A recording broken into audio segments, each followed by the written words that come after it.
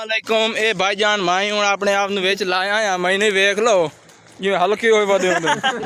इंज साडी तबीयत होई वधी ने ते ले बारी वेख लो भाईजान ते ए असां जा रहे हैं बा पैदल अगू खा ही ने पियो ए वेख लो उत्थे पता नहीं का मोई पई है होता तो उन्हें विजिट कराइने कां उखाड़ा ही बैठे ने उन्होंने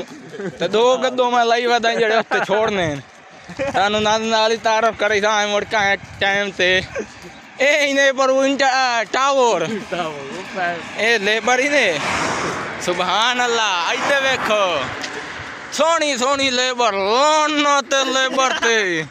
आई तू मेरा साला वदा विचार ले आहा विलोग साढ़े टॉप क्लास दे ये सानू लाइक फॉलो ना कीता ओदी भैन मार बई थी ओ बल्कि ना मरे ओ सानू लाइक करो फॉलो करो अंडूखा दबो भावे तलू दबो तो भावे उतू दबो साडा विलोग जिंदाबाद असा जलते तो निकले ओदे रेडो मेड